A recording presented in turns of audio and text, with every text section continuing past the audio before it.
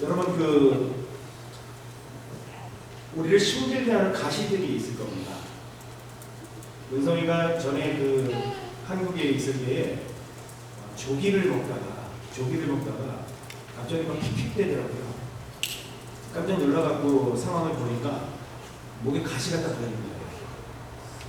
그래서 손가락을 이렇게 집어넣어가지고 이렇게 빼려고 했는데 제가 워낙 두껍잖아요, 손이. 결국은 안 돼가지고 응급실로 갔거든요.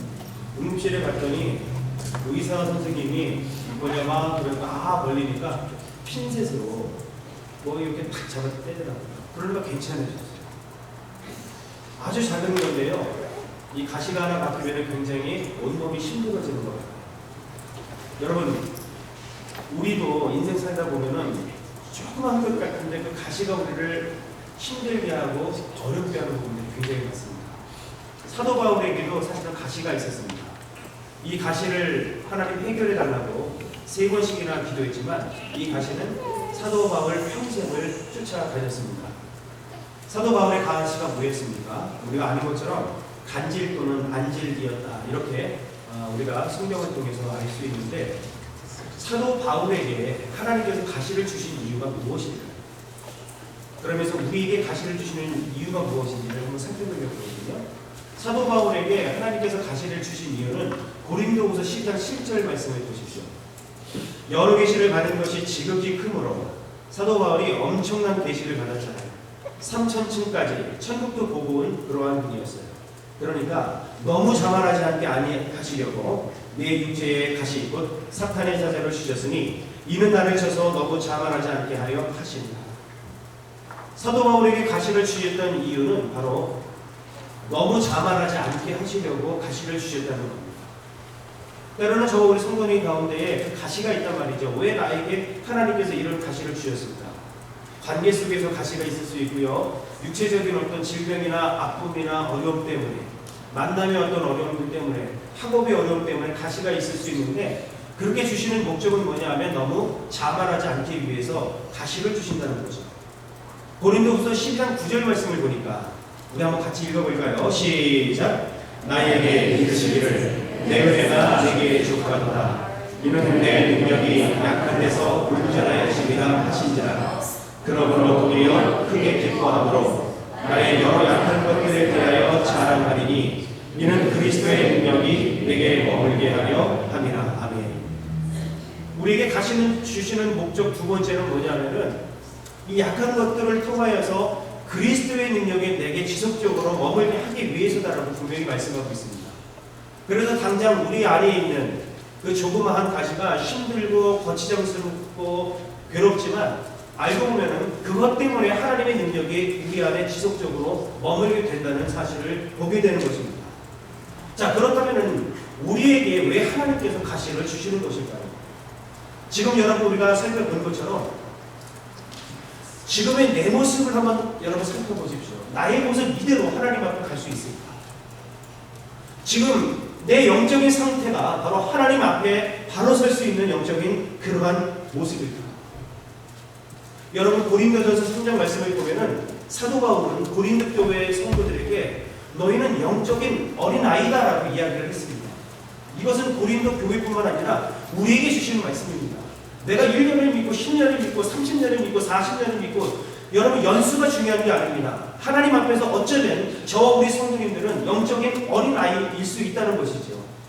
이 모습 그대로 하나님 앞에 부끄럽게 나아가기가 쉽지 않아요. 그래서 하나님은 저와 우리 성도님들을 통해서 그 가시를 통해서 영적인 성장과 성숙을 허락한다는 사실을 우리는 기억해야 하는 것입니다. 많은 사람들이 이렇게 얘기합니다. 지금 내가 당하고 있는 이 가시, 이 환난이 멈추면 즐거워할 거야, 즐겁다라고 여러분 고백할 것입니다. 그런데 오늘 성경을 자세히 읽어보면은요, 내가 환난이 나에게서 다 끊어졌기 때문에 감사하는 것이 아니라 성경을 자세히 읽어보면은 환난을 당하고 있는 그 가운데에도 즐거워해야 한다고 성경은 분명히 말씀하고 있는 거예요. 우리가 생각하는 환난과 하나님께서 우리에게 주시는 환난은 너무나도 많은 차이가 있다는 거예요. 내게 있었던 환난이 끝이 났기 때문에 내가 즐거운 것이 아니라 환난은 지금 지속적으로 내가 환난 속에 있지만 그럼에도 불구하고 우리는 그 가운데에서 즐거워해야 한다고 성경은 분명히 말씀하고 있습니다. 그래서 로마서 1장부터 4장까지 너희가 믿음으로 말미암아 의롭다함을 얻는다. 이 신칭의 이후에 우리가 어떻게 살 것인가. 오늘 세 번째 말씀은 바로 뭐냐면 환난 중에도 우리가 즐거워한다는 거예요. 환난을 경험하고 있으나 환난 가운데에서도 우리가 하나님을 즐거워할 수 있는 삶을 살아야 된다고 성경은 말하고 있습니다. 그러면서 뭐라고 얘기합니까? 환난은 인내를, 인내는 연단을, 연단은 소망을 이루게 한다고 분명히 말씀하고 있습니다. 그래서 오늘 저와 우리 성도님들은 이 부분에 대한 말씀들을 한번 나누려고 생각합니다. 상황은 다 다르지만 우리는 환난을 당하고 있어요. 환난 가운데 있습니다. 어떤 분들은 어떤 질병의 문제로 환난을 당하고 있습니다. 어떤 분들은 학업의 문제로 환난을 당하고 있습니다. 어떤 분들은 물질의 문제로 환난을 당하고 있습니다. 그런데 오늘 성경이 말하는 것은 뭐냐면 그 환난 가운데 우리는 소망을 봐야 된다는 겁니다. 한번 따라 해보겠습니다. 환난은 인내를, 인내는 연단을, 연단은 소망을. 아멘. 오늘 환난, 그리고 인내, 연단, 그리고 소망. 오늘 이 메시지를 가지고 하나님의 말씀을 함께 나누도록 하겠습니다. 자, 그렇다면 환난이 무엇일까요? 환난. 뭐라고 생각해요? 하노나? 너무 말이 좀 짧지 않습니까? 환난이 뭘까요? 짧은 거, 힘든 거, 세 글자, 그죠? 네. 환난은 여러분 힘든 거예요. 미라야, 환난이 뭘까요? 할렐루야. 네. 환난은 여러분 힘든 거 맞습니다. 그렇죠? 그리고 우리가 성경적으로 볼 때에는 이런 의미가 있어요. 억압하다, 압박하다, 이런 뜻이 있습니다. 그리고 더 나아가서 예수 그리스도를 믿으면서 받는 고통, 이게 환난입니다. 예수님 때문에 당하는 고난과 고통이 바로 여러분 환난인 겁니다. 혹 우리 성도님도 환난 가운데 계십니까? 너무 이런 환난이 없으면은 내가 정말 신앙생활 잘하고 있는 건가 한번 오늘 되돌아보셨으면 좋겠습니다. 여러분 고린도후서 4장 8절 말씀을 보겠습니다. 우리가 사방으로 우겨쌈을 당하여도 쌓이지 아니하며 답답한 일을 당하여도 낙심하지 아니하며. 여러분 환난이라고 하는 것은 뭐냐면 사방으로 우겨쌈을 당하는 거예요. 지금 내가 지금 앞뒤 좌우와 옆이 우겨쌈을 지금 당한 상태가 바로 뭐냐면 환난을 당한 상태입니다. 그리고 얼마나 엄청난 여러분 스트레스를 받고 있고 얼마나 많은 여러분 후시가 우리 안에 지금 있는 겁니다. 바로 이 환난은 사방에서 우겨쌈을 당하는 것이 바로 환난이다라고 분명히 이야기하고 있습니다. 자, 계시록 1장 9절 말씀 한번 같이 읽어보겠습니다. 계시록 1장 9절 시작. 나 여호와는 너희 형제여 예수의 환난과 나라와 천국에 동참하는 자라. 하나님의 말씀과 예수를 지원하였으므로 말미암아 반모라 하는 섬에 있었으니. 아멘. 오늘 여러분 사도 바울은 우리가 예수 그리스도를 증거하다가 그가 반모섬으로 유배가 한 것을 우리가 잘 알고 있습니다. 자, 그러면서 오늘 1장 9절을 통해서 말하고 있는 것은 뭐냐면 이 예수의 환난에 동참한다라고 얘기해요. 그러니까 환난이라고 하는 것은 예수님의 고난에 동참하게 한다는 겁니다. 이게 바로 여러분 환난이에요. 그러니 우리가 당하고 있는 이 환난 가운데 분명히 예수 그리스도 때문에 우리가 당하는 그러한 고난이 우리 가운데에 있어야 된다는 겁니다. 과연 저와 우리 성도님들 가운데에 예수 그리스도로 인한 고난의 흔적들이 우리 가운데에 있습니까? 그래서 여러분 사도 바울은 제가 한번 여러분 그냥 읽어드릴게요. 고린도후서 11장 24절에서 27절까지 보면은 유대인들에게 40에 하나 강한 매를 맞았다고 얘기합니다. 3번의 태장을 맞았다고 얘기하고 1번 돌에 맞았다고 얘기하고 3번 파손하였는데 일주일 동안 기품 위에 있었다고 이야기하고 있고 여러 번 여행에 여행에 있어서 강의 위험과 강도의 위험과 동족의 위험과 이방인의 위험과 시내의 위험과 광야의 위험과 바다의 위험과 거짓 형제 중에 위험을 당했다. 이렇게 이야기하고 있는 겁니다. 엄청난 위험들을 사도 바울이 이렇게 감수하면서까지도 그는 예수 그리스도의 복음 때문에 지금 고난에 지금 동참하고 있는 모습을 우리는 보고 있는 겁니다. 적어도 교회는 그리스도 때문에 여러분 그 고난에 동참하는 공동체여야 된다는 것을 우리는 기억해야 되는 겁니다.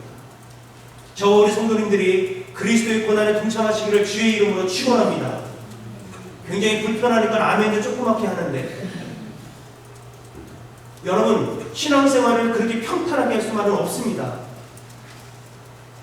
내가 제대로 믿고 있고 내가 제대로 십자가의 길을 가고 있으면 반드시 엄청난 사단의 공격이 있어요.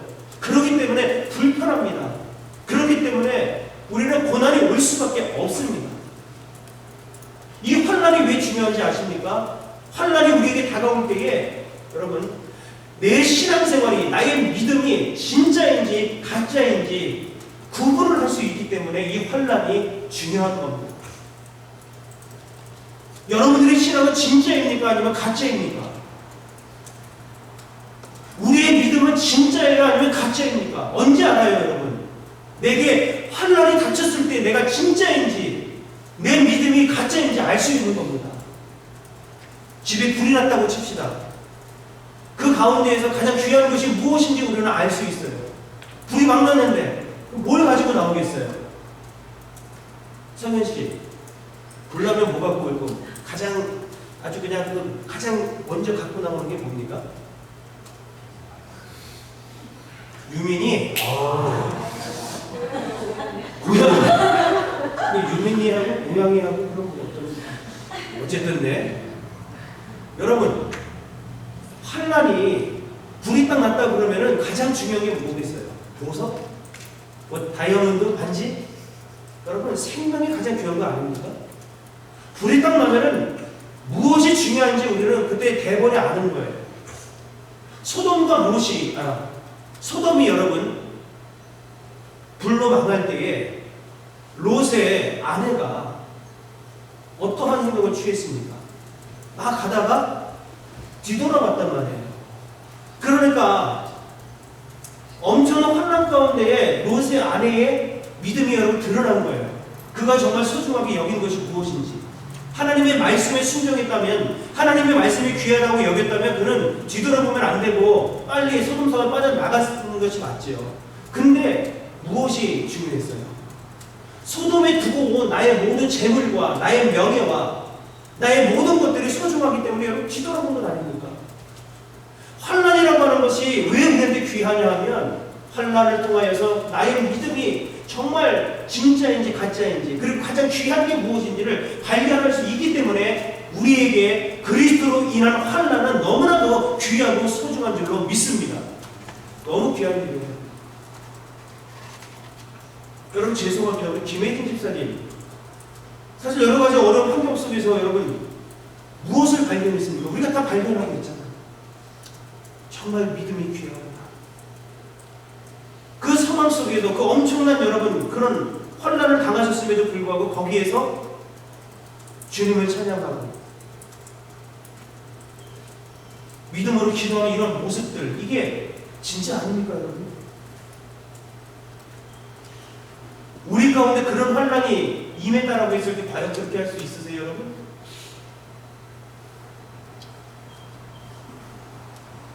그래서 시편 119편 71절은 이렇게 말하고 있습니다. 고난당한 것이 내게 유익이라 환난당한 것이 내게 유익이라 이로 인하여 내가 주의 율례를 배우게 되었나이다. 환난당한 게 어떻게 유익일 수 있어요? 그런데 유익이라고 이야기합니다. 하나님의 말씀을 우리가 배우기 때문에 그렇다는 거예요. 환난에 당하신 분은 계십니까? 하나님께서 우리에게 주신 환난은 내가 무언가 잘못했기 때문에 징계하기 위해서 주는 것이 아닙니다. 아버지가 아들을 사랑하는 마음으로 훈계하는 게 바로 여러분 하나님께서 우리에게 주신 환난인 것을 믿으시기를 주의 이름으로 축원합니다. 두 번째, 인내가 무엇입니까? 인내가 뭐죠?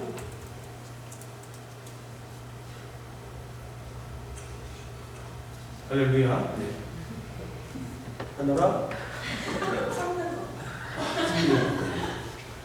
괜히 오늘 앞에 앉아가지고 인내 참는 거, 참는 거.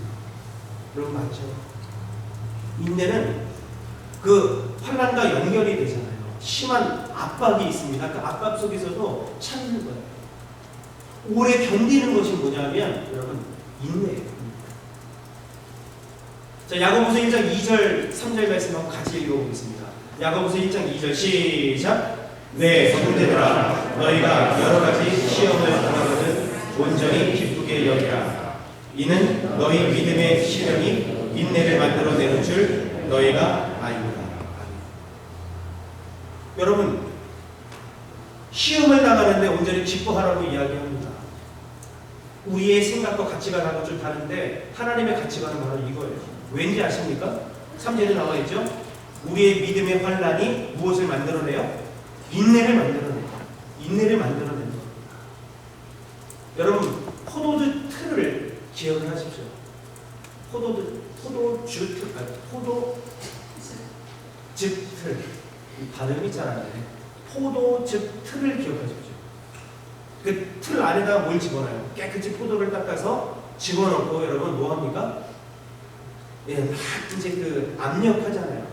프레스 다운 한다는 거죠. 이렇게 쭉 하면 여러분 어떻게 됩니까? 포도 엑기스가 나와요. 이 포도 엑기스가 뭐냐면 인내예요, 인내. 환란이라고 하는 엄청난 여러분 압박을 통해서 나오는 그 엑기스가 바로 뭐냐면 바로 인내라고 하는 겁니다. 그러니 인내는 굉장히 귀한 겁니다. 참기름 여러분, 참기름을 우리가 짜내는 것도 마찬가지 아닙니까? 깨를 여러분 이제 수확을 합니다. 그 다음에 가을에 여러분 말리는 거예요. 그걸 쫙 볕에 말린 다음에 어떻게 합니까? 그걸 들어서 여러분 막 치잖아요. 내리치면 어떻게 됩니까? 깨가 다 이게 쏟아진단 말이에요. 이게 본인이 베어지고 그 다음에 그 깨가 이렇게 막 털어지는 것 자체가 사실은 여러분 환난 아니에요. 아픔이라는 거죠. 그 다음에 여러분 깨끗이 닦은 다음에 그 깨를요 또 여러분 불에다가 볶습니다. 다 이렇게 볶아요. 그 다음에 차기에다가 여러분 참깨를 넣고 강력한 압력으로 막 프레스하는 거예요. 그러면 뭐가 나와요? 참기름이, 고소한 참기름이 그 안에 나오게 됩니다. 결국 우리가 여기서 깨달을 수 있는 것은 뭐냐면 인내는 그냥 얻어지는 게 아니라는 거예요. 환란이라고 하는 어떤 압박을 통해서 엑기스처럼 나오는 것이 바로 인내이기 때문에 굉장히 중요하다는 사실을 우리는 여기서 알 수가 있습니다. 그래서 사랑하는 성도 여러분, 신앙생활을 할 때 우리가 인내하지 못하는 것은 온전한 믿음이 아닌 거예요. 인내하시기를 주의 이름으로 축원합니다. 내게 지금 다가오는 환난 때문에 여러분 내 인생을 포기하시면 안 돼요. 믿음을 여러분 저버려서도 안 됩니다. 지금 당장은 정말 죽을 것 같거든요. 감당하지 못할 것 같고 왜 하나님 나한테 이렇게 엄청난 고통을 주셔요? 라고 막 하나님한테만 따질 것 같은데 그렇게 하지 마십시오. 하나님께서 우리를 사랑하시기 때문에 인내라고 하는 여러분 엄청난 영적인 그 엑기스를 짜내기 위해서 때로는 저와 우리 성도님들 하여금 지금 인내하게 하는 거예요. 인내는 결코 쉽게 얻을 수 없고 바로 얻을 수 있는 것이 아닙니다. 시간이 걸려요. 그래서 우리는 이 인내를 통과해야 우리는 또 연단을 경험할 수 있는 겁니다. 여러분 연단이 무엇입니까? 헬라어로는 여러분 도키모스라고 하는 뜻인데 이 도키모스라고 하는 뜻이 무슨 뜻이냐면은 성숙한 인격 이렇게 얘기하고 있어요. 연단이라고 하는 것은 여러분 성숙한 인격, 굽어지지 않는 태도, 이게 바로 연단이에요. 요즘 여러분 제가 운동 굉장히 많이 합니다. 굉장히 많이는 아니고요. 운동을 합니다. 러닝머신을 해요. 근데 저는 러닝머신을 평생에 걷기만 했었어요. 한 2.5 올리고 3 올리고 4까지. 그 이상을 제가 올리지 않고 이제 막 이렇게 가요. 이렇게 하다가 보면 말이죠. 이제 그 러닝머신 그 기계에 그 TV가 있어요. TV를 탁 키면은 이제 그 자막을 켜놓습니다. 그럼 여러분 걷기 때문에 제가 이렇게 운동을 하면서 자막을 이제 읽어요. 그러다가 요즘 제가 달라진 게 있는데 뛰기 시작했어요.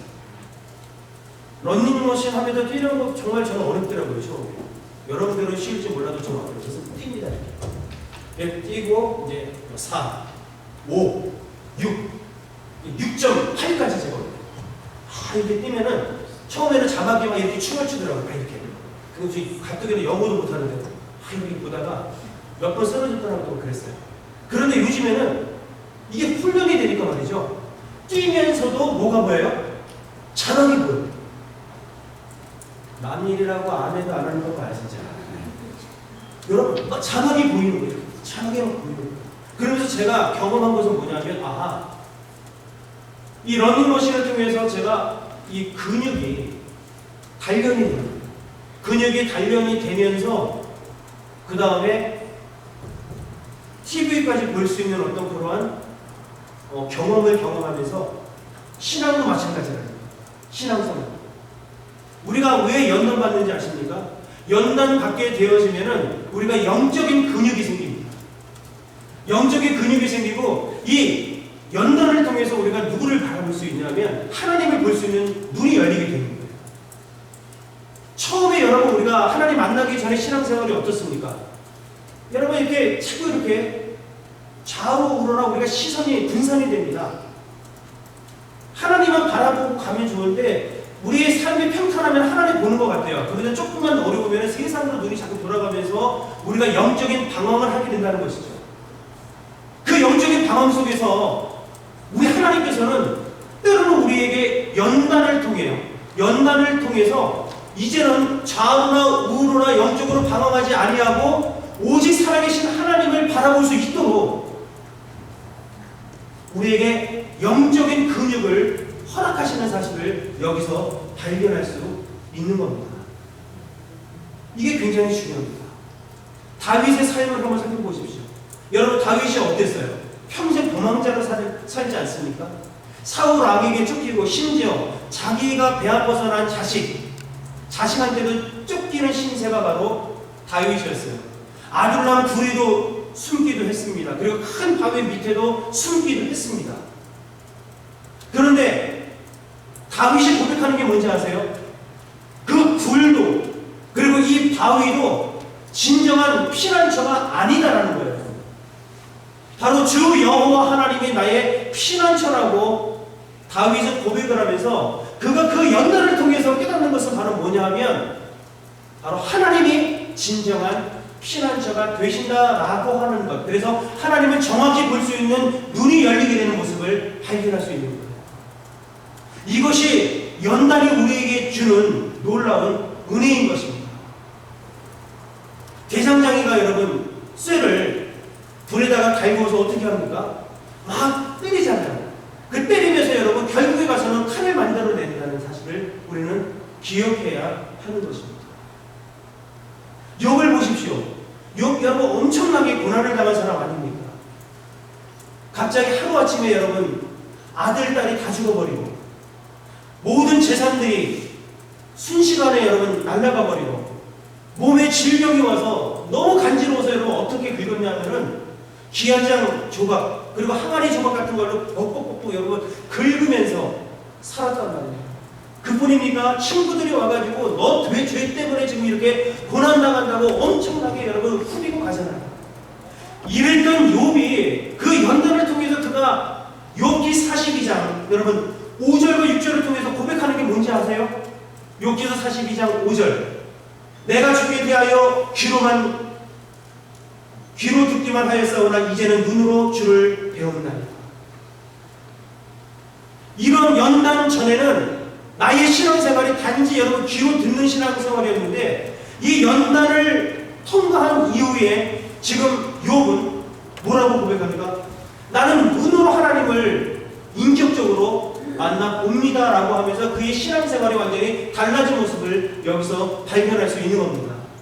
그래서 뭐라고 고백합니까? 욥기서 23장 10절 말씀을 보니까 그러나 내가 가는 길을 오직 그가 아시나니 그가 나를 단련하신 후에는 내가 정금같이 순금같이 되어 나오리라 이렇게 말씀하고 있는 거예요. 그래서 저 우리 성도님들은 연단이 필요한 것입니다. 연단 나간다고 괴로워하거나 너무 힘들어해서는 절대로 안 된다는 사실이죠. 그럼 여러분 소망은 무엇입니까? 소망은 환난의 마지막 종착역이 바로 여러분 소망입니다. 환난의 마지막 종착역. 그러니까 환난을 당하고 있다면 우리가 바라봐야 될 것은 뭐냐면 마지막 종착역이 소망입니다. 그래서 환난을 당할 때 우리는 소망을 꿈꿔야 합니다. 환난과 인내와 연단과 소망은 우리 인생에 있어서 여러분 계속 진행되는 사이클입니다. 환난 그리고 인내, 연단, 소망이 딱 끝났는데 이제 끝났구나 하면 또 환난이 옵니다. 또 인내해죠. 또 연단받죠. 또 소망 가운데 이르게 됩니다. 그럼 또 끝난 게 아니에요. 그럼 그 다음에 또 오는 게 바로 뭐냐면 환난이 또 와요. 이게 우리 인생 가운데 여러분 계속 진행되는 사이클이에요. 우리의 인생이 바로 이런 인생을 살아가고 있는 거예요. 그때 우리가 기억해야 될 것은 뭐냐면 그 예수님 때문에 내가 환난을 당하고 있다면 반드시 우리 하나님께서 소망으로 우리를 인도하신다는 고백과 그러한 믿음이 우리 가운데 분명히 있어야 된다는 것입니다.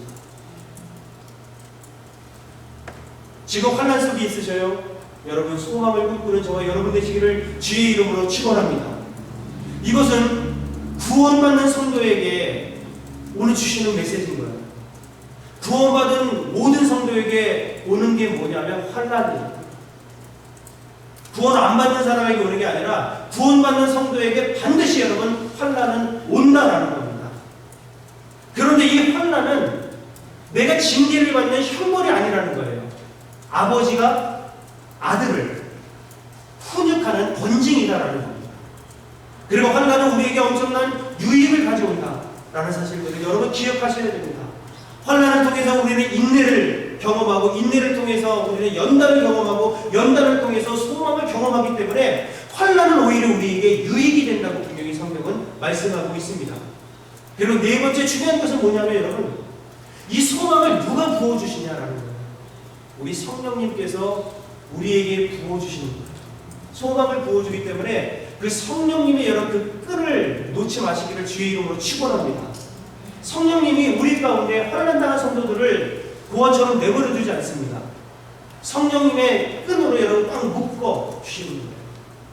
혹시 여러분 끈이라는 책을 보신 적 있습니까? 박정원 씨가 이제 쓴 책인데요. 황금시간이라고 하는 그 회사에서 나왔습니다. 2005년도 1월 산악인 박정원 씨와 후배 최강식 씨가 해발 6,440m 히말라야 촐라체 북벽 등반에 성공을 했어요. 근데 내려오다가 여러분 조난을 당했습니다. 오늘 일이 있어서 은진이하고 아침에 이제 예배를 드리는데 이 최강식 씨에 대한 이야기를 했는데 알고 봤더니 은진이가 진주에 있을 때 동중이라는 동중학교라는 학교를 다녔는데 거기 체육 선생님이었어요. 또 이렇게 연결이 되더라고요. 자, 이분들이 히말라야 등반에서 성공을 하고 둘이 내려오는데 여러분 산꼭대기에서 내려오니까 엄청난 위험이 또 도사리고 있지 않을까요? 그래서 서로들 간에 유지하기 위해서 끈을 묶어버린 거예요.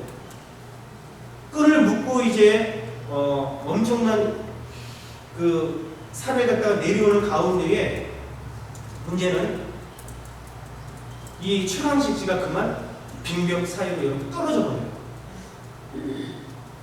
너무 엄청난 그 순간에 결국은 이 박정원 씨는 같이 이렇게 묶어놨으니까 떨어지면서 납작 엎드리고 그 다음에 얼음을 발로 탁 잡아가지고 섰어요. 그러니까 본인은 이렇게 떨어지기 직전에 있고 그 다음에 후배 최강식 씨는 떨어져서 두 다리가 다 부러진 겁니다. 3시간 동안 여러분 사투를 벌이는 거예요. 끌어올려야 되는데 다리라도 여러분 성하면 어떻게 올라올 텐데 두 다리가 부러진 상태에서 그 아래에서 여러분 기어 올라오기가 너무 힘든데 그 가운데에 박정원 씨도 사실 또 갈비뼈가 여러분 부러지게 됩니다. 그런 상황 속에서 그 책에 보니까 박정원 씨가 이런 고민을 했다는 거예요. 어떤 고민이냐면 이 끈을 끊어버리죠. 그럼 여러분 살 수 있잖아요. 한 사람은 살 수 있잖아요. 그런 엄청난 생각들을 가지고 그러나 결국 3시간 만에 우여곡절 속에서 최강식 씨가 기어서 올라왔어요. 그리고 나서 5일 동안을 여러분 기어서 산 아래로 내려와서 거기서 구조를 당합니다. 그런데 이 박정원 씨는 그때 동상이 걸려서 엄청 추우니까 동상이 걸려서 손가락 8개가 잘라지고 발가락 2개를 잘라요. 최강식 씨, 이 두 다리가 부러졌던 이 최강식 씨는 9개 손가락을 잘랐어요. 그리고 발가락 대부분을 잘랐다고 합니다. 은진이가 동중에 데려가서 그 선생님을 저를 찾아서 보여줬거든요. 그 선생님이 똑같은 선생님이고 그 선생님 손가락을 보니까 진짜 이렇게 다 잘라진 상태로 있고 그때 학교 다닐 때 그 선생님이 체육 선생님이에요. 근데 절뚝거리고 이렇게 다니는 모습을 기억을 하고 얼마나 여러분 그 끈을 끊어버리고 싶었겠어요. 그러나 결국 그 끈 때문에 두 사람은 살았습니다. 여러분 주님과 맺어 있는 그 끈을 잘라버리시면 안 됩니다. 자르고 싶은 여러분 욕망이 굉장히 들어올 때가 있어요. 그러니까 예수님 때문에 내가 하고 싶은 것 하지 못하고 너무 손해보는 게 많은 것 같아요. 그래서 가위를 들어서 예수님과 연결되어 있다 성령님께서 묶어놓았던 그 끈을 갖다가 막 잘라버리려고 들었다 놨다 우리가 지금도 그러고 있다는 거예요. 근데 우리가 기억해야 될 것은 뭐냐면 그 끈을 끊는 순간 우리 죽는 겁니다. 그렇지만 그 끈을 우리가 끝까지 끊지 않고 유지하고 있으면 우리는 살 수 있어요. 우리 성령님께서 우리와 우리 성도님들과 우리 주님을 성령의 끈으로 여러분 묶어두신 줄로 믿습니다. 목회자와 우리 성도님들을 성령님께서 끈으로 묶어놓은 줄로 믿습니다.